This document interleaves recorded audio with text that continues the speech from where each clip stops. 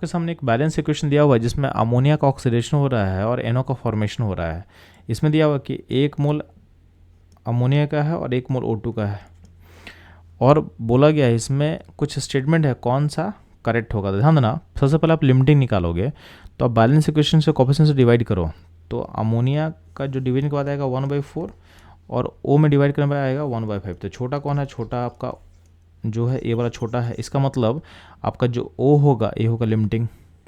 अगर लिमिटिंग होता है फुली कंज्यूम करेगा तो आपका जो 5 जो है, अगर 5 मोल O2 होता है तो 5 से आपका NO बनता है 4 और वाटर बनेगा 6 और अमोनिया जो कंज्यूम होगा 4। ये बैलेंस इक्वेशन बता रहा है कि ऐसा होता है। अगर 5 से होता तो अगर O का अमाउंट अगर 1 कंज्यूम होगा तो उस केस में अगर O 1 लेंगे तो उस केस में अमोनिया जो कंज्यूम होगा, ये कंज्यूम होगा 4/5 कंज्यूम होगा।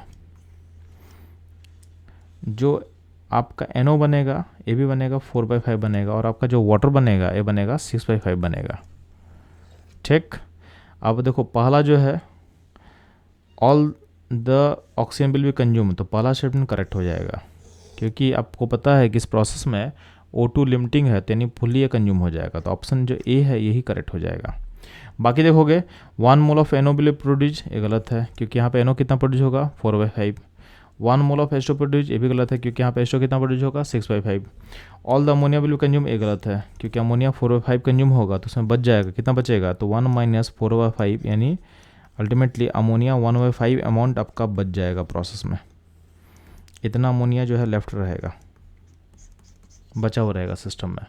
तो इस क्वेश्चन का जो करेक्ट आंसर होगा ऑप्शन ए होगा। तो ये था इस क्वेश्चन का सॉल्यूशन एनालिसिस। मूव करता हूँ लोग नेक्स्ट क्वेश्चन पे।